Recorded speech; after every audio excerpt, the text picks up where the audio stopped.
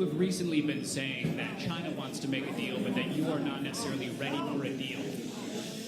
All right, we'll start now. Please sit down. Thank you. Thank you. Please sit down. Thank you very much. You've recently been saying that China wants a deal, but you're not necessarily ready for a deal, and you like the tariff revenue that is coming in. Are you now ready to make a deal? Only if it's a fair deal and a good deal for the United States. Otherwise, I will not make a deal. We have billions and billions coming in, and I think we're going to get there. I do. I believe it more strongly now than I would have believed it a while ago. We're going to get there, and we're going to have a really, we're going to have a fair deal.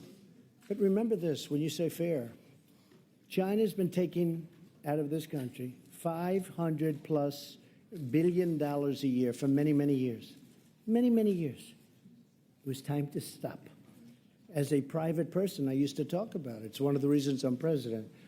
And we're in a great position. Our country's doing well. Our unemployment numbers are the lowest they've been in over 50 years. Our unemployment numbers for African American, Asian, for Hispanic are the best they've ever been, historic numbers.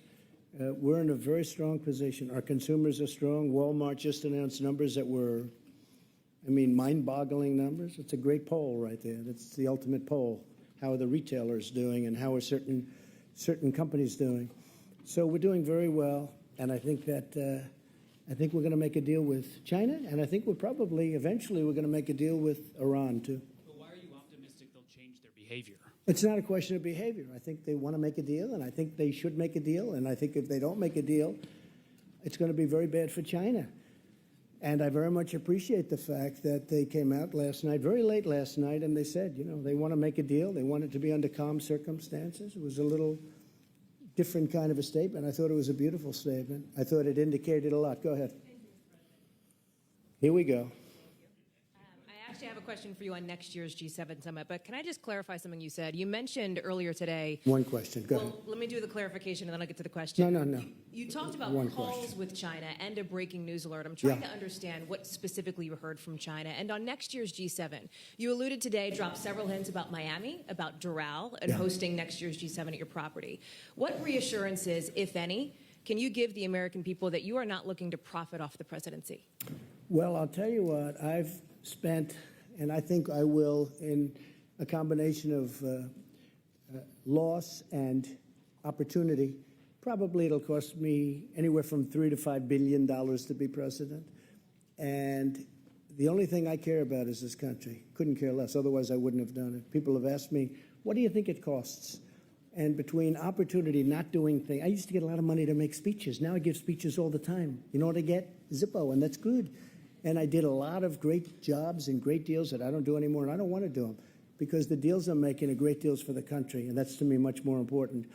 Doral happens to be within Miami. It's a city. It's a wonderful place. It's a very, very successful area of Florida. It's very importantly only 5 minutes from the airport. The airport's right next door. It's a big international airport, one of the biggest in the world. Everybody that's coming, all of these people with all of their big entourages come. It's set up so, and by the way, my people looked at 12 sites, all good, but some were 2 hours from an airport, some were 4 hours from, they were so far away. Some didn't allow this, or they didn't allow that. With Doral, we have a series of magnificent buildings. We call them bungalows. They each hold from 50 to 70 very luxurious rooms with magnificent views. We have incredible conference rooms, incredible restaurants. It's like such a natural. We wouldn't even have to do the work that they did here, and they've done a beautiful job. They've really done a beautiful job. And what we have also is Miami. And we have many hundreds of acres so that in terms of parking, in terms of all of the things that you need, the ballrooms are among the biggest in Florida and the best. It's brand new. And they want that. My people wanted it. From my standpoint, I'm not going to make any money. In my opinion, I'm not going to make any money. I don't want to make money. I don't care about making money. If I wanted to make money, I wouldn't worry about $3 billion to $5 billion, because that's what, at some point I'm going to detail that and we'll show. But I think it's just a great place to be. I think having it in Miami is fantastic, really fantastic. Having it at that particular place because of the way it's set up. each country can have their own villa or their own bungalow. And the bungalows, when I say, they have a lot of units in them. So I think it just works out well. And when my people came back, they took tours. They went to different places. I won't mention places, but you'll have a list because they're going to give a presentation on it fairly soon. They went to places all over the country. And they came back and they said, this is where we'd like to be. Now, we had military people doing it. We had Secret Service people doing it. We had people that really understand what it's about. It's not about me. It's about getting the right location. I think it's very important. Jonathan? Like you're trying to boost No, your own not brand. at all. Go ahead, Jonathan. Thank you, Mr. President. President Macron said he'd like to see talks between you and President Rouhani within weeks. Does that sound realistic to you? Could you see yourself does. in talks with the Iranians within Well, weeks? it does. I don't know the gentleman. I think I know him a little bit just by watching over the last number of years what's happened. Tell you one thing, he's a great negotiator. But I think he's going to want to meet. I think Iran wants to get their situation straightened out. Now, is that based on fact or based on gut? That's based on gut. But they want to get their situation straightened out, Jonathan. And they're really hurting badly. Their inflation, as you know, because I saw you reporting on it, their inflation is through the roof. Their economy is tanked entirely. The sanctions are absolutely hurting them horribly. I don't want to see that. I don't want to see that. They're great people. I don't want to see that. But we can't let them have a nuclear weapon. Can't let it happen. So I think that there's a really good chance that we would meet. Jeff, please. Thank you, Mr. President. Another follow-up from what the President of France said. He said that there might be a need for compensation to Iran.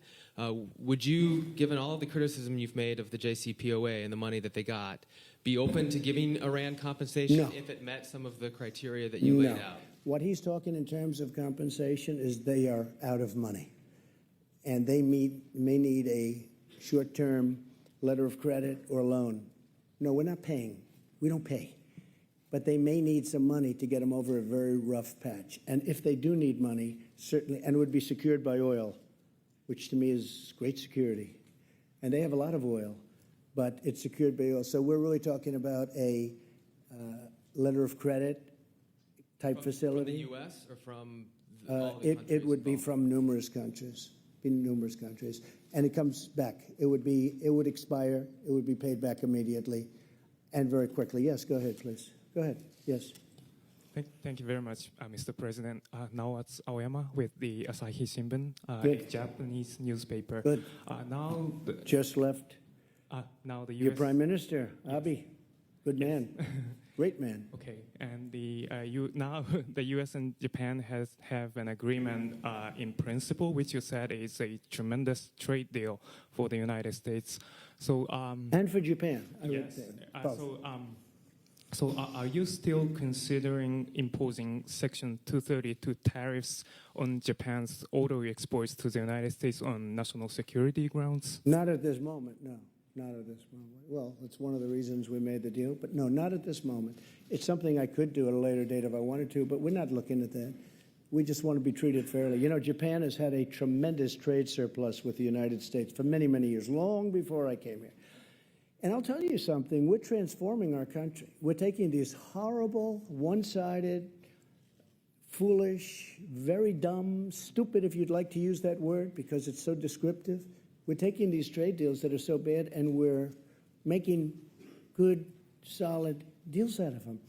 And that's transforming our country. That will be transformative and very exciting, I think, for our country. Very, very exciting. Please, go ahead.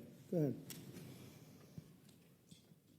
Thank you, Mr. President. Well, I didn't actually say you. I said the woman behind you. So why don't we do her first? You've been asking a lot of questions all day long.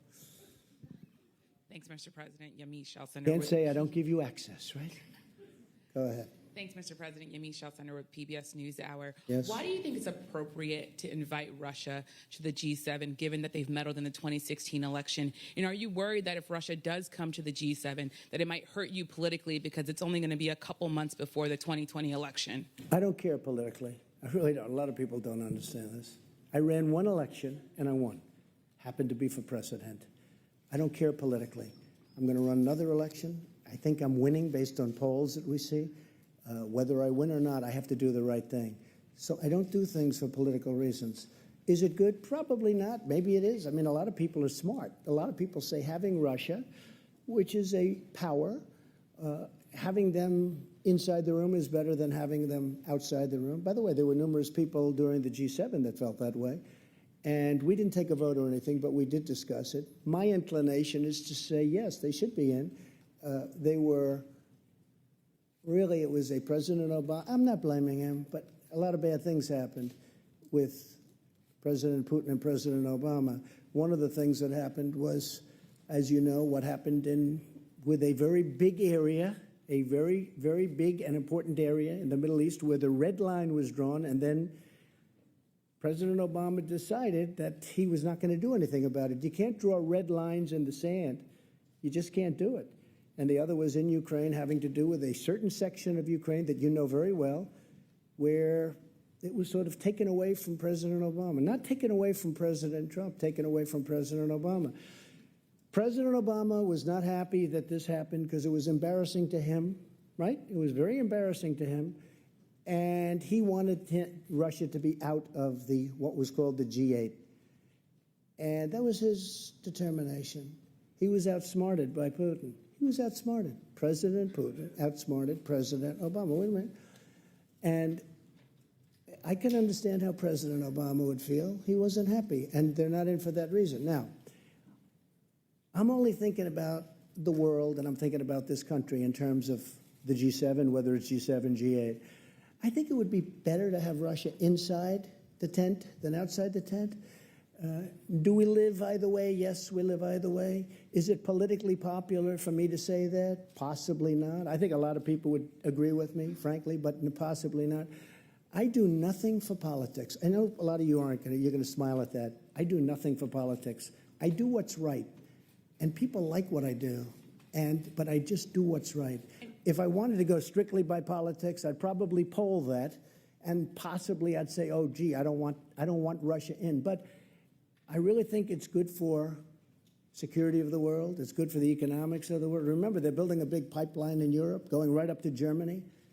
And I said to Angela, who I had a great relationship, but I said, you know, you pay Russia billions of dollars, and then we defend you from Russia. Why And do I you say, keep how does using that the work? misleading statement that Russia outsmarted President Obama Well, he when did. other countries have said that the reason why Russia was kicked out was very clearly because they annexed Crimea? Why keep repeating what some people would see as a clear lie? Well, it was annexed during President, I know you like President Obama, but it was annexed during President Obama's term. If it was annexed during my term, I'd say, sorry, folks, I made a mistake, or sorry, folks.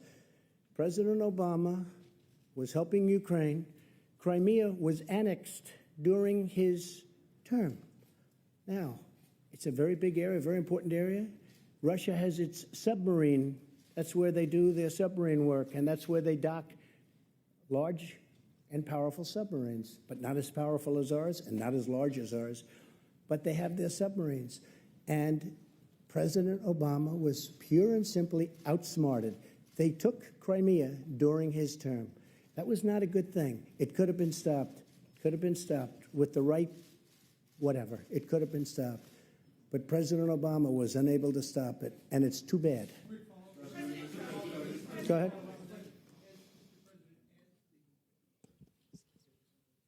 As the G7 host next year, you were allowed to invite other countries to come, guest countries, even though they're not necessarily part of the overall group. Would you consider inviting Vladimir Putin under those circumstances? I don't know that he'd accept. Those are tough circumstances. He was a part of G8, and all of a sudden, he's not out or he's not in.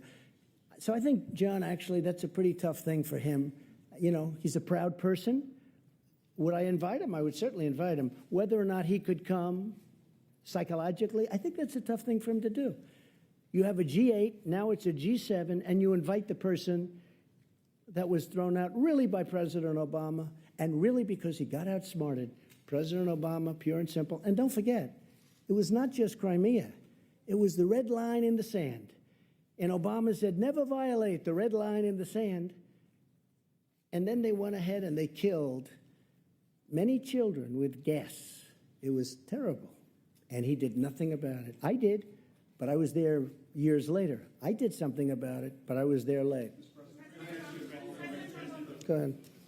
Thank you, sir. Can you help us understand the timeline on the China calls? Were you referring to the statement by the Vice Well, we've President? had many calls. Or- Secretary Mnuchin is here, and you've had many calls over the last 24 hours, but certainly over the last 48 hours. We've had many calls, not just one. This isn't one. And these are high-level calls. They want to make a deal. And by the way, I think a deal's going to be made, but they want to make a deal. So the Chinese are saying that there weren't any The particular Chinese are special not calls. saying Are that. they not being Excuse me, truthful? let me explain something. The vice chairman of China, do you get higher than that other than President Xi? The vice president, the vice chairman, it's like the vice president, the vice chairman made the statement that he wants to make a deal, that he wants to see a calm atmosphere. He wants it all to happen. That says it there. I don't have to talk about, you folks were reporting before, well, we can't find any phone call. He released a statement. I didn't release it. He released a statement. But there were phone calls, sir, Mr. President. There were phone calls. Numerous calls.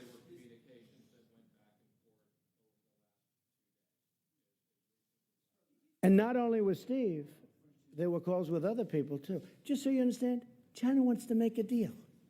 Now, whether or not we make a deal, it's got to be a great deal for us. And I told this to President Xi, who I really respect. I really do. I have great respect, and I like him too. And he's a tough guy. But I have a lot of feeling for President Xi. He's very outstanding in so many ways. But I told him very strongly, I said, look, you're starting up here, and you're making $500 billion a year and stealing our intellectual property. We're down on the floor, lower than the floor. You can't make a 50-50 deal.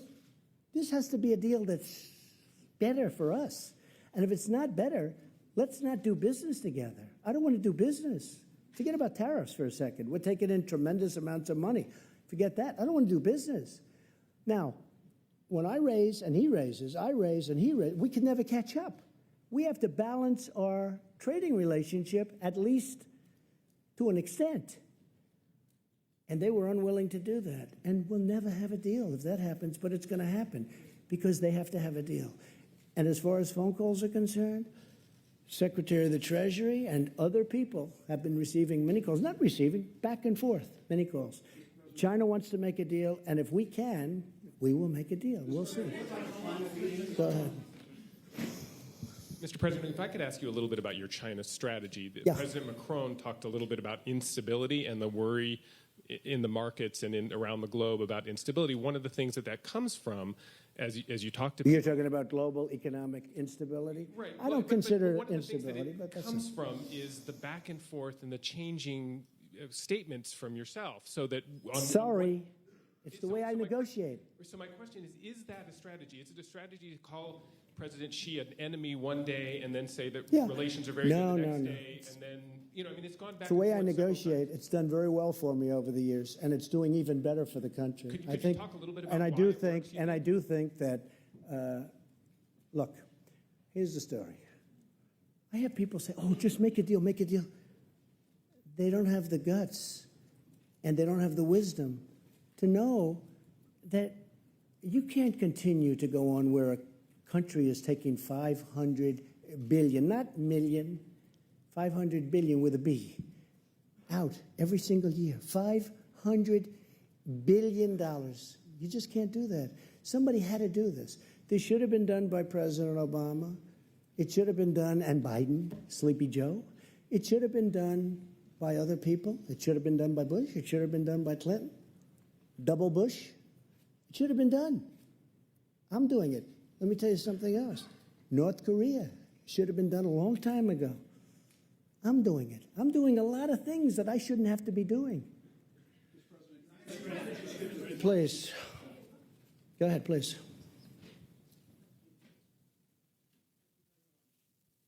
Beth Rigby, Sky News. President Trump, you've met our new Prime Minister Boris Johnson yesterday. Yes.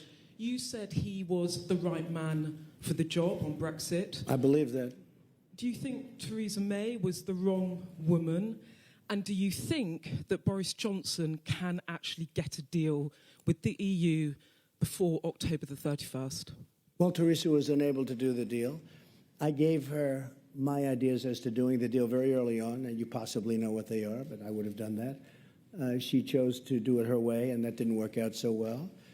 I think she's a very, very good person and a good woman, and I really believe that Boris Johnson will be a great prime minister.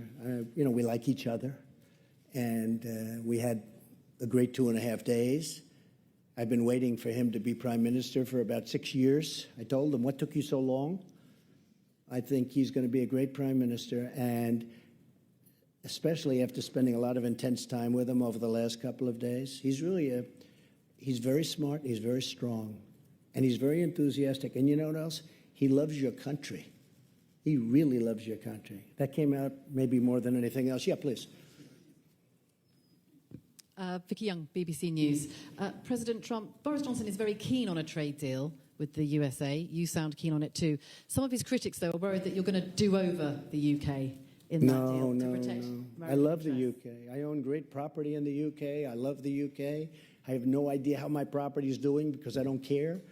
But I own Turnberry, and I own in Aberdeen, and I own in Ireland, as you know, Doonbeg, and great stuff. And I'll be honest with you, I think he's going to just do a great job as prime minister. You know, it takes a lot. It's so many different elements to being a great prime minister. And you needed him. I just think his time is right. This is the right time for Boris. This is the right time for Boris. Yeah, please, go ahead. Go ahead, right here. Say who you're with, please. Robert Peston from ITV in the UK as well. You've obviously had a good few days with President Macron, who you appear to be doing business with, to use your favourite expression. After Brexit, who do you think will be your more important relationship? President Macron, France and the EU, or Boris Johnson, Prime Minister of the United Kingdom? I think we're going to have just, look, France is a great nation. It's being run. A lot of things are happening. You know, it's not easy what he's doing. He's changing certain ways. It's a very hard thing to do. I won't get into it. I'm going to let him sell his ideas, but a lot of people don't disagree with his ideas. But it's a very hard thing to do. If you're a great citizen of France, you love your country, but you want to do the way you've been doing it for a long time. But maybe that's not working, and maybe they have to do what he has to do.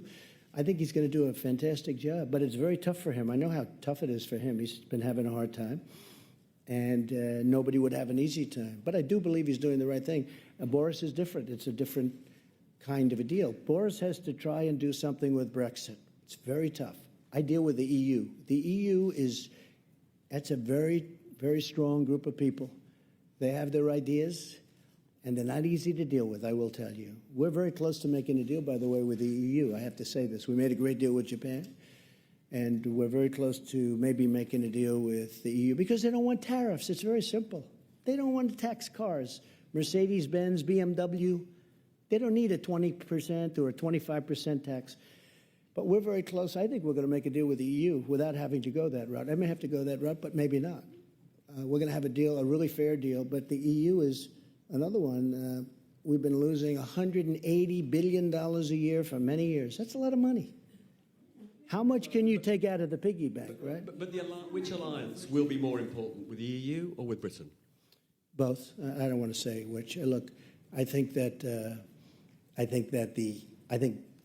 we have been with, I guess it would start off by saying England, right? You know, I asked Boris, where's England? What's happening with England? They don't use it too much anymore. We talked about it. It was very interesting. But the United Kingdom is a great, incredible place. It's an incredible nation. And it's, you know, been one of our tremendous allies. And another one happens to be Australia. He was here also, Scott. He is fantastic. In fact, we're honoring him in Australia at the White House in a very short period of time. But I think that, excuse me? Will you visit Australia? At some point I will, yeah. At some point I will. Also Germany. Angela asked me to visit Germany. We're going to be doing that too. So I just think they're very different. And they're going to be going at it for a little while, but ultimately probably it works out. They may have to get out. They may not make a deal. The European Union is very tough to make deals with. Very, very tough. Just ask Theresa May. Thank you, Mr. President. Zeke Miller with the Associated Press. I was hoping you could clarify. Last year, you left this summit in Canada feuding with the summit host. This year, things seem to be a little bit different. You're talking about unity, had a hug with President Macron on the stage. What is different? And also, as President Macron said, he's passing you the baton now of leading this multilateral institution. You ran on the platform of America First. What is your now that you have a mandate for the international community, what are you going to do with it? Well, we actually had a very good meeting. I had it out with one or two people where we disagreed in terms of concept, but we actually had a pretty good meeting last year. I would say that this was a big step above in terms of unity, in terms of agreement. We have really great agreement on a lot of very important subjects. But last year was good also. I mean, last year was good also. I think last year might have been a little bit underrated. You know, go ahead, and please. In terms of the G7 presidency, what do you want to do with it? What's your agenda? Oh, we're going to do something hopefully special. We're going to build on what we have now. We built on something really good. We're going to be going in with some great unity. We really did. If there was any word for this particular meeting of 7 very important countries, it was unity. I think most important of all, we got along great. We got along great. Go ahead. Thank you very much, Mr. President. I'm Qingyi Chang with Shanghai Media Group. You just mentioned that Chinese Vice Premier Liu He said China is willing to resolve this issue through calm negotiations. No, I didn't say it. He did. Yes. Yeah. And will the U.S. negotiate in the same manner? Yes. And also, so the other issue, question. That was an easy answer. So the U.S. will negotiate in the same manner with... Absolutely. Great respect for China. Great respect for the leadership of China. Absolutely.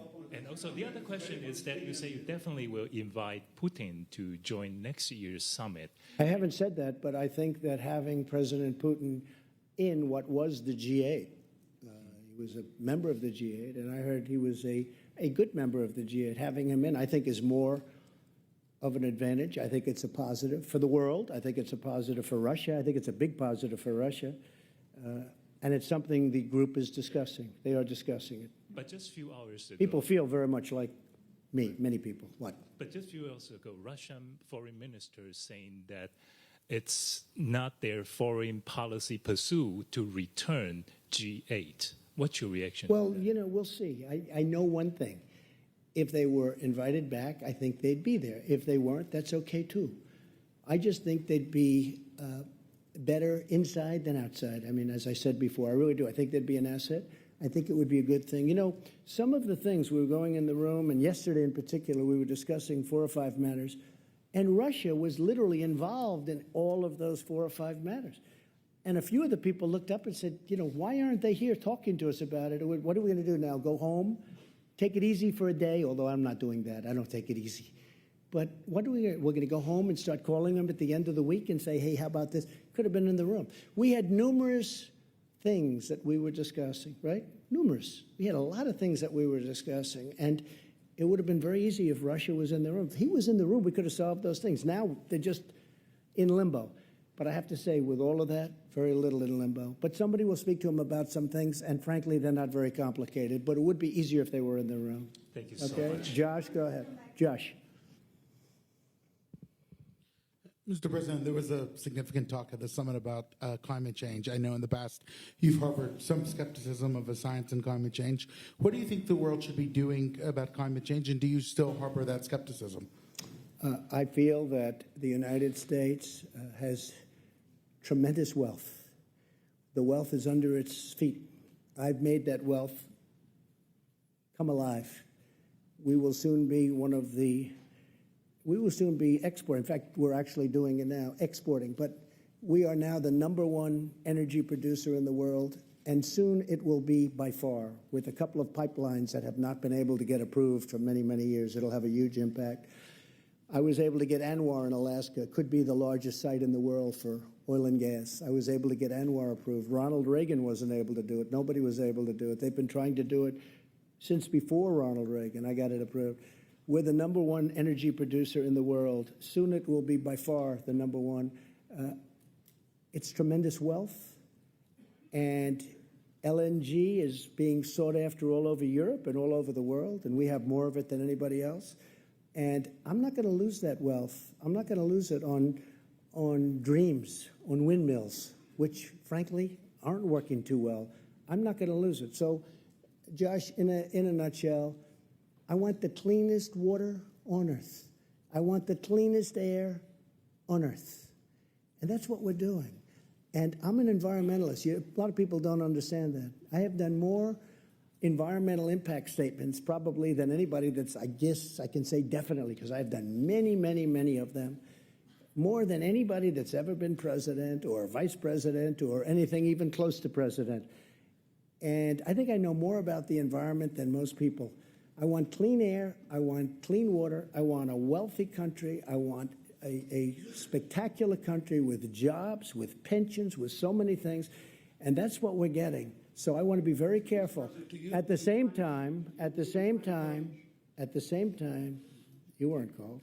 At the same time, it's very important to me, we have to maintain this incredible place that we've all built. We've become a much richer country, and that's a good thing, not a bad thing, because that great wealth allows us to take care of people. We can take care of people that we couldn't have taken care of in the past because of the great wealth. We can't let that wealth be taken away. Clean air, clean water. Thank you very much, everybody. I appreciate it. Thank you. Thank you very much. You did answer the question as to whether you